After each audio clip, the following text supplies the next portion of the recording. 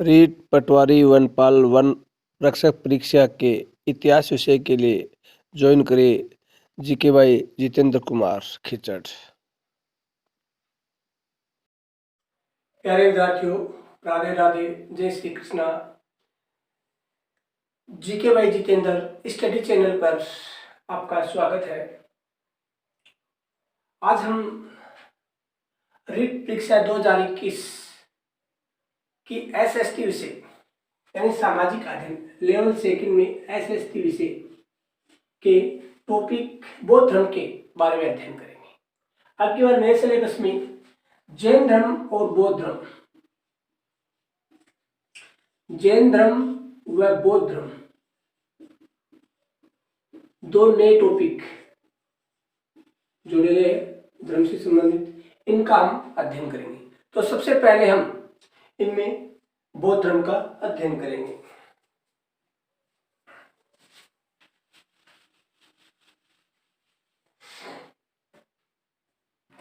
बौद्ध धर्म के तीन आधार स्तंभ हैं।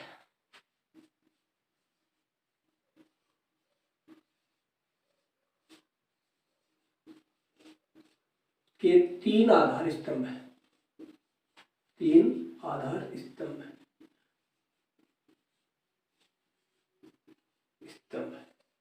प्रश्न आ सकता है, निम्न में से बौद्ध धर्म का आधार स्तंभ नहीं है।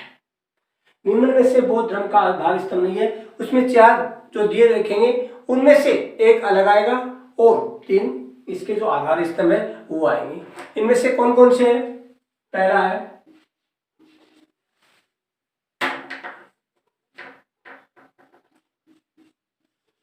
बौद्ध, यानी स्वयं जो बुद्ध थे वो थे बौद्ध। दूसरा है धर्म और तीसरा संघ। दूसरा धर्म, तीसरा संघ, ये तीन इसके प्रमुख आधार स्तंभ है। बौद्ध धर्म के तीन आधार स्तंभ, पहला बौद्ध, दूसरा धर्म और तीसरा क्या है? संघ है। इनमें से बौद्ध क्या है? बौद्ध है बौद्ध धर्म का संस्थापक है, यानी ये क्या बौद्ध इसके संस्थापक है, इसके संस्थापक है। और धर्म क्या है? धर्म क्या है? उनके उपदेश है। धर्म में क्या है? उनके उपदेश, किसके? गौतम बुद्ध के उपदेश है। और संघ क्या है? संघ है बौद्ध धर्म के जो भिक्षु और भिक्षुनियां,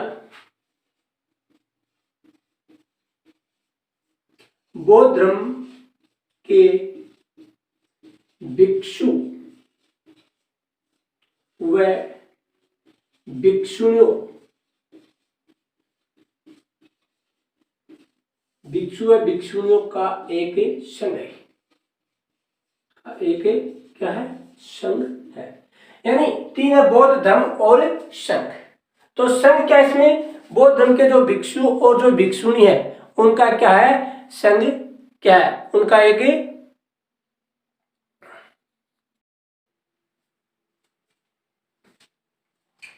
यानी हमने पढ़ा था बौद्ध धर्म के तीन आधार स्तंभ के बारे में, बौद्ध धर्म और संघ के बारे में। आप पढ़ेंगे महात्मा बुद्ध का जीवन परिचय, महात्मा बुद्ध का जन्म स्थान, माता पिता का नाम। तो महात्मा बुद्ध का जन्म कब हुआ था? 563 ईसा पूर्व। कब हुआ था? 563 ईसा पूर्व में महात्मा बुद्ध का जन्म हुआ था।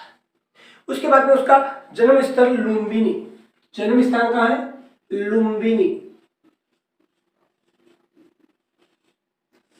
लुम्बिनी कहाँ स्थित है? लुम्बिनी कहाँ स्थित है? तो लुम्बिनी स्थित है कपिलवस्तु के पास। कपिलवस्तु के पास।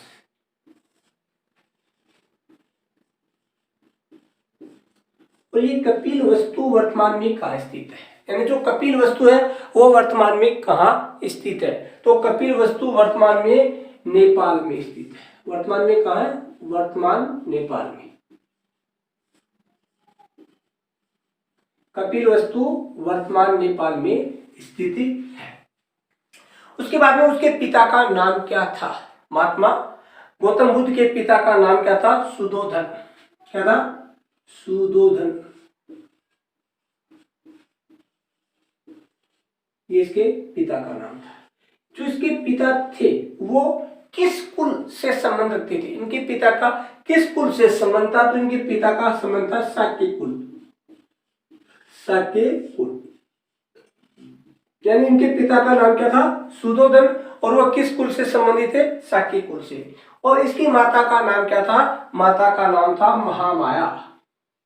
माता का नाम था महामाया, यानी गौतम बुद्ध की माता का नाम था महामाया। उसके बाद में इसकी विमाता, विमाता कौन सी होती है?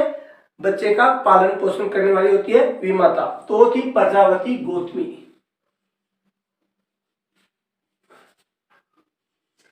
प्रजावती गौतमी, ये इसकी विमाता थी, प्रजावती गौतमी। उसके बाद में इसकी पत्नी का नाम क्या था? यानी गौतम बुद्ध की पत्नी का नाम था यशोधरा। यशोधरा, ये यशोधरा किस कुल की राजकुमारी थी?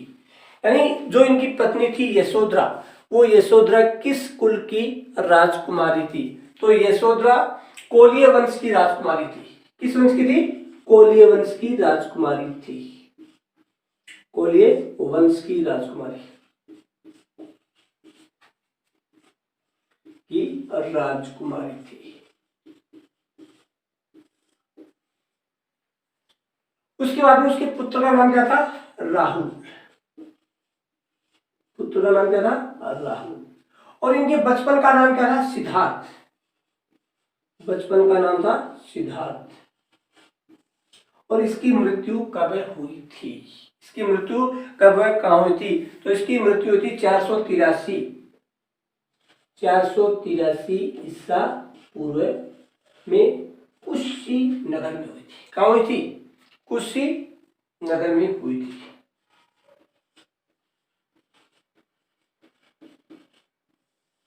कुशीनगर में।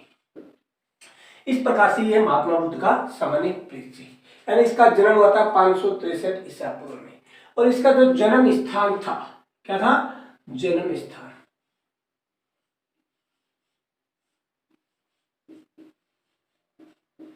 जन्म स्थान कहाँ था इसका? लुम्बिनी, यानी कपिल वस्तु के पास। और ये कपिल वस्तु कहाँ था? वही वर्तमान में नेपाल में है कपिल वस्तु। उसके बाद में इसके पिता का नाम क्या था? पिता का नाम था सुधोधन, जो किस कुल से थे? शाक्य कुल से थे। उनके बाद में इसकी माता का नाम, इसकी माता का नाम क्या था? माता का नाम था महामाया। और इसकी विमाता, जो पालन पोषण करने वाली थी विमाता, वो थी प्रजावती गौतमी। उसके बाद में इसकी पत्नी का नाम था यशोधरा। और वो किस कुल की राजकुमारी थी? कोलीय वंश की राजकुमारी थी। उसके बाद में इसका पुत्र का नाम क्या था? राहुल। और इसके बचपन का नाम, और बचपन का नाम क्या था इसका? सिद्धार्थ था। इसके बाद में इसकी मृत्यु कब हुई थी? मृत्यु हुई थी 483 ईसा पूर्व में कुशीनगर में। यह था इसका सामान्य परिचय। सभी विद्यार्थी एक बार इसका स्क्रीनशॉट ले लें।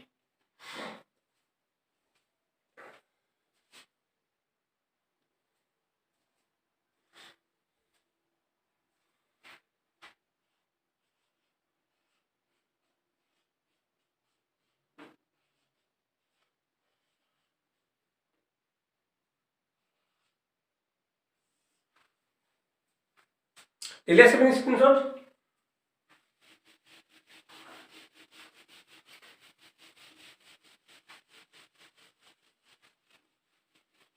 अब पढ़ेंगे गौतम बुद्ध के जीवन से संबंधित प्रमुख 4 घटनाएं। गौतम बुद्ध के जीवन की प्रमुख घटनाएं क्या पढ़ेंगे? गौतम बुद्ध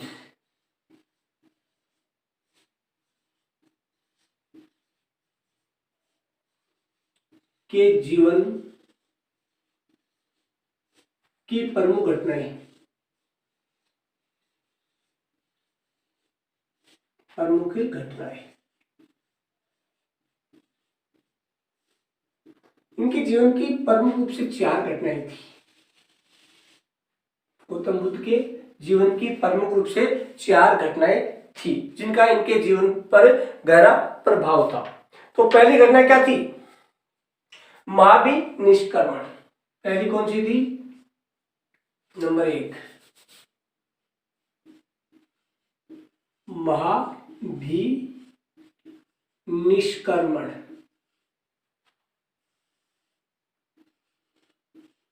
यानी ये जो घटना घटी थी, एक घटना घटी थी, उस घटना को किस नाम से जाना गया था? महाभिनिष्क्रमण के नाम से जाना गया था।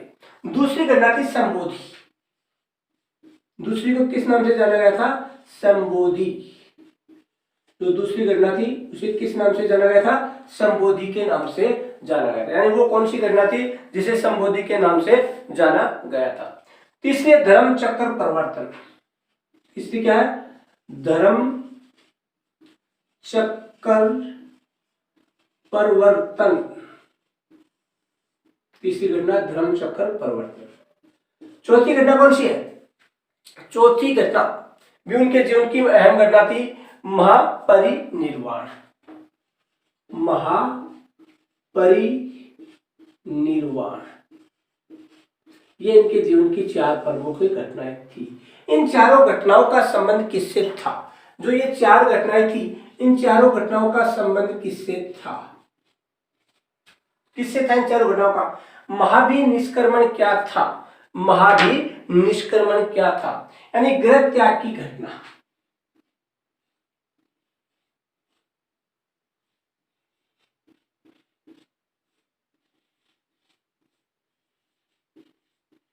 यानी महात्मा बुद्ध ने जब अपना घर त्यागा था, उस घटना को किस नाम से जाना जाता है? गृह त्याग की जो घटना थी उसे किस नाम से जानते हैं? यानी महाभिनिष्क्रमण के नाम से जानते हैं। कौन सी घटना थी ये? गृह त्याग की घटना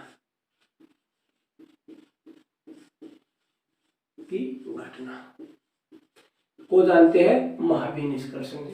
उसके बाद में संबोधि। संबोधि क्या था? ज्ञान प्राप्त करने की घटना। ज्ञान प्राप्त करने की घटना। करने की घटना को किस नाम से जाना जाता है? संबोधि के नाम से। जब उसने ज्ञान प्राप्त कर लिया था तो अपना ज्ञान अपने कुछ साथियों को दिया था, उसको क्या कहते हैं? धर्म चक्र परिवर्तन। प्रथम उपदेश। प्रथम उपदेश देने की घटना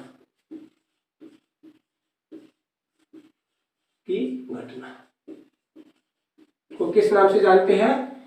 धर्म चक्र परिवर्तन। उसके बाद में महापरिनिर्वाण। इसकी जो मृत्यु हुई थी उसको बोलते हैं महापरिनिर्वाण। कब हुई थी ये? 483 ईसा पूर्व। और कहां हुई थी? कुशीनगर में हुई थी। 483 ईसा पूर्व में कहां हुई थी घटना? कुशीनगर में हुई थी।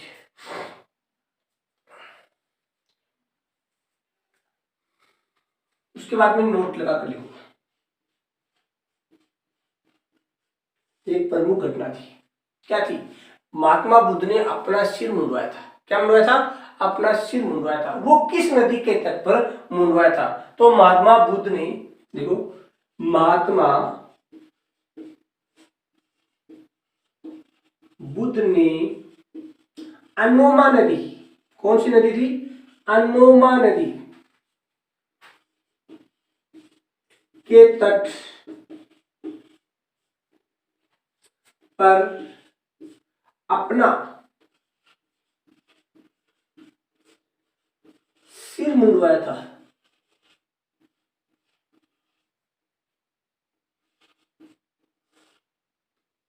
मुंडवाया था। कई बार ये प्रश्न पूछा जाता है, महात्मा बुद्ध ने किस नदी के तट पर अपना सिर मुंडवाया था? तो कौन सी नदी थी? अनुमा नदी के तट पर उसने अपना सिर मुंडवाया था। सभी विद्यार्थी एक बार इसका स्क्रीन शॉट ले लें।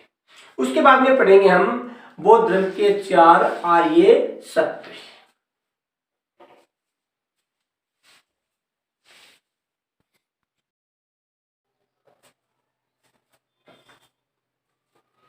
प्रिय विद्यार्थियों, अब हम पढ़ेंगे बौद्ध धर्म के 4 आर्य सत्य। यानी बौद्ध धर्म के 4 आर्य सत्य कौन कौन से? सबसे पहले बुद्ध के अनुसार जीवन में दुख ही दुख है। बुद्ध ने बताया कि प्रत्येक व्यक्ति के जीवन में क्या है? दुख ही दुख ही है। अतः क्षणिक सुखों को सुख मानना हमारी अदूरदर्शिता है। क्षणिक सुख यानी कुछ पल के लिए जो सुख है, उन सुखों को सुख मानना हमारे लिए क्या है? अदूरदर्शिता है। यानी इसके बारे में हमें बिल्कुल भी नहीं सोचना चाहिए कि जो कुछ पल के लिए हमें सुख मिला है वो सुख नहीं है, वो क्या है? हमारी भूल है। उसके बाद में दूसरा क्या बताया? बुद्ध के अनुसार दुख का कारण तृष्णा है। गौतम बुद्ध ने क्या कहा कि जो दुख है जीवन में, उस दुख का कारण क्या है? तृष्णा है। यानी हमारे मन की जो इच्छा है, जो तृष्णा है, तृष्णा हमारे मन की जो इच्छा है वही दुख का कारण है। इंद्रियों को जो वस्तुएं प्रिय लगती है उनको प्राप्त करने की इच्छा ही तृष्णा। हमारे जो 5 इंद्रिया है उनमें से प्रमुख रूप से हमारी जो आंखें है और जीभ है, इसको जो चीज अच्छी लगती है उस चीज को हम प्राप्त करने की सोचते हैं, वो ये क्या है? तृष्णा है। यानी जो प्रिय लगती है हमें जो चीज अच्छी लगती है उसको हम प्राप्त करने की जब सोचते हैं, उसके बारे में जो प्रयास करते हैं, वही हमारी क्या है? तृष्णा है। उनको प्राप्त करने की इच्छा क्या? तृष्णा। और तृष्णा का कारण क्या है? अज्ञान है। यानी मनुष्य कितना भी पढ़ा लिखा हो लेकिन उसके अंदर अगर तृष्णा का भाव है, इसका मतलब वो अज्ञानी है। इस बहुत संसार के बारे में, इस संसार के बाद का जो रीति रिवाज है उनके अनुसार व्यक्ति को अज्ञानी माना गया है। तीसरा, बुद्ध के अनुसार दुखों से मुक्त होने के लिए इसके कारणों का निवारण आवश्यक है। बुद्ध ने कहा कि दुख के जो कारण है उन कारणों का निवारण अति आवश्यक है। अतः तृष्णा पर विजय प्राप्त करने से दुखों से मुक्ति प्राप्त की जा सकती है। इसका एक ही कारण क्या है? तृष्णा पर विजय प्राप्त करके ही हम क्या है? मुक्ति प्राप्त कर सकते हैं। अगर हमें मुक्ति प्राप्त करनी है तो सबसे पहले हमें किस पर विजय प्राप्त करनी है? तृष्णा पर विजय प्राप्त करनी है। तृष्णा पर क्या कंट्रोल करना? हमारी जो इच्छा है उन इच्छाओं को हमारे कंट्रोल में करना है।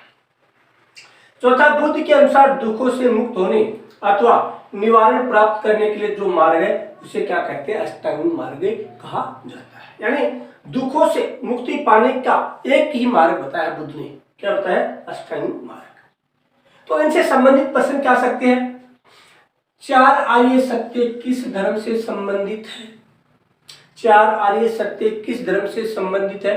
4 आर्य सत्य बौद्ध धर्म से संबंधित है। इन चारों में बताते हैं कि प्रत्येक व्यक्ति का जीवन दुखी है, दुख का कारण तृष्णा है और तृष्णा किसके कारण होती है? अज्ञान के कारण।